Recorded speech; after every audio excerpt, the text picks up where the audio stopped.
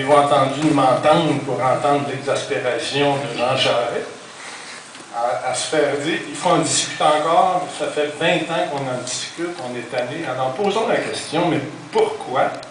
De quoi il faut parler, puis comment, vu qu'on propose des États généraux. Alors pourquoi? Bien, si ça faisait 20 ans qu'on en parle, puis qu'on en parlait comme il faut, on n'arriverait pas avec les solutions avec lesquelles on arrive maintenant. Prenons juste quelques exemples. On propose d'augmenter les frais de scolarité pour que les étudiants payent leur juste part. On pose la question dans les sondages, êtes-vous d'accord que les étudiants payent leur juste part? Ça n'allait pas payer juste part. C'est pas pire. Sauf que on a un système, ça s'appelle l'impôt. Ça donne que ceux qui font plus d'argent payent plus d'impôts. C'est comme ça notre système. Et si les diplômés universitaires font plus d'argent, ils vont payer plus d'impôts toute leur vie. Le recteur Lacroix disait un médecin fait 2 millions de dollars de plus dans sa vie. Bien, s'il fait 2 millions de dollars de plus dans sa vie, il doit payer proche d'1 million de plus. C'est pas pire, hein, comparé aux 75 000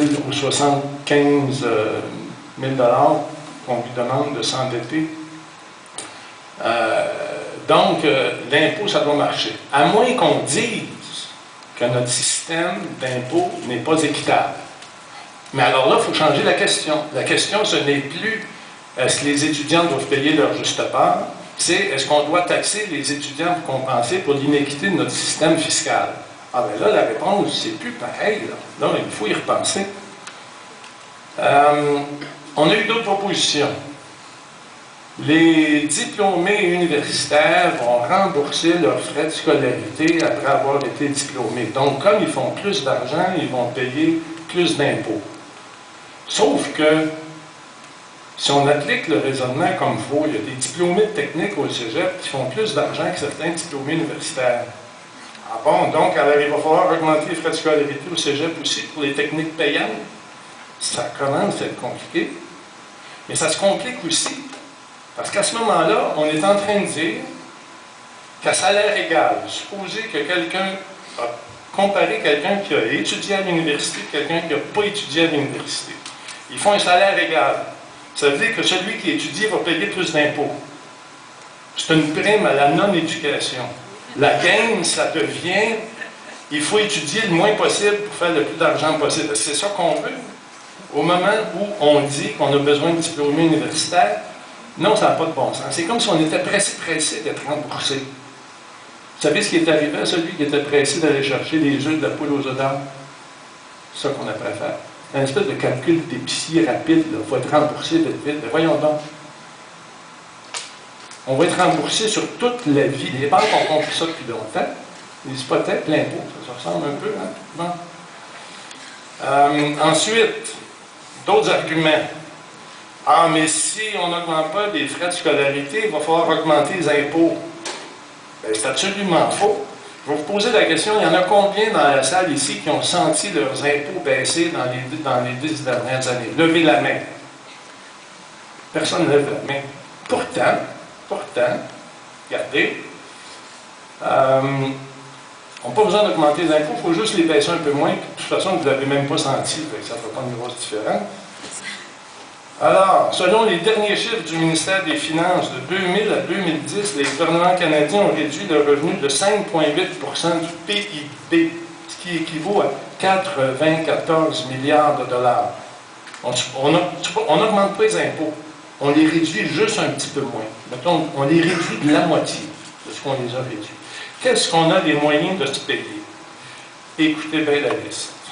Premièrement, tous les gouvernements auraient pu éliminer leur déficit d'ici 2012. On vient de le reporter encore. Mais plus intéressant, on pourrait se payer un régime d'assurance qui assume le coût intégral des médicaments, des soins à long terme et des soins à domicile, ainsi que des services de garde d'enfants réglementés pour tous les parents qui en font la demande. On pourrait se payer aussi l'éducation collégiale et universitaire gratuite. Non, pas juste les frais de scolarité, ça commence à en faire pas mal. Hein? En plus, on pourrait construire 20 000 nouveaux logements sociaux par année.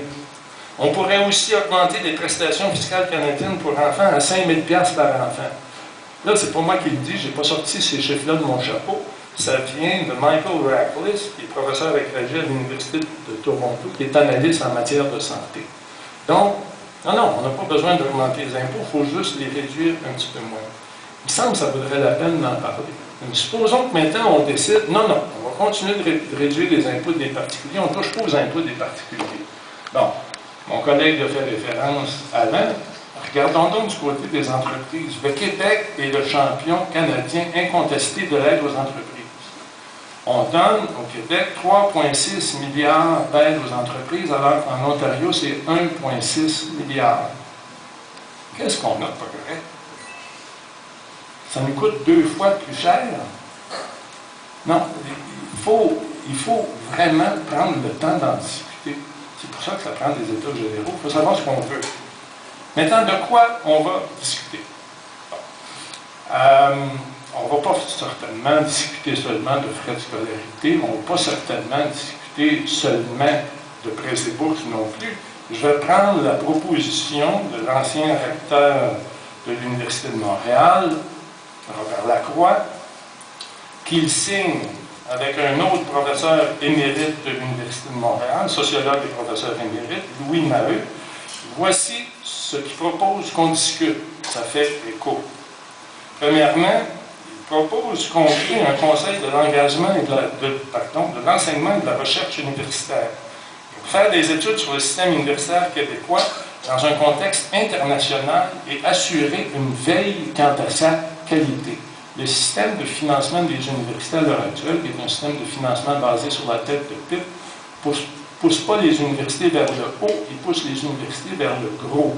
C'est pas pareil. Il faut en discuter dans une perspective de qualité. Deuxièmement, il faut donner des avis au gouvernement sur le financement des universités et leurs sources de revenus, dont les droits de scolarité. Le Conseil joue ainsi le rôle d'une régie de fixation de ces droits pour dépolitiser le traitement de cette question. Troisièmement, évaluer tous les 5 ans de façon indépendante et selon des critères internationaux reconnus les activités de recherche et d'enseignement de chacune des universités et soumettre ses conclusions au gouvernement qui devra les rendre publiques. Quatrièmement, mettre en place une banque de données uniformisée sur les universités qui servira aux évaluations et aux études portant sur les universités québécoises. Donc, la question de la gouvernance des universités, ce n'est pas juste une question de frais de représentation, c'est une question de mode de financement. La gouvernance est intimement tributaire d'un mode de financement et le mode de financement gouverne ce qu'on fait avec nos universités. C'est de ça qu'il faut discuter. Bon, de quoi? Maintenant, comment? Avez-vous remarqué, oui, j'ai presque fini, ça va aller vite. Avez-vous remarqué que Pierre Foglia, ce matin, dans son article, dit « Mais les universités, il ne faut pas que ça forme juste des travailleurs, il faut que ça forme des citoyens. » Ça donne qu'on en a, là, des citoyens qui sont dans la rue. Ils ne sont pas seulement dans la rue, ce n'est pas seulement les étudiants, c'est des profs, c'est des parents, c'est des étudiants, c'est des associations de profs, c'est des anciens recteurs, c'est des syndiqués qui disent toutes la même chose. À force de ne pas vouloir avoir l'air de reculer, le gouvernement s'empêche d'avancer.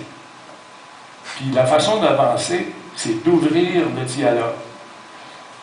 On ne peut pas demander au système d'éducation de former des citoyens pour ensuite les dire qu'on va les avoir à l'usure, à la division, à l'injonction ou à la retenue. C'est pas comme ça qu'on traite le monde. On parle avec eux autres. En passant, ceux qui disent on va les avoir à l'usure, à la division, à l'injonction ou à la retenue, ça donne, c'est nos enfants. C'est nos filles et nos garçons. On ne veut pas qu'ils soient traités comme ça. Merci.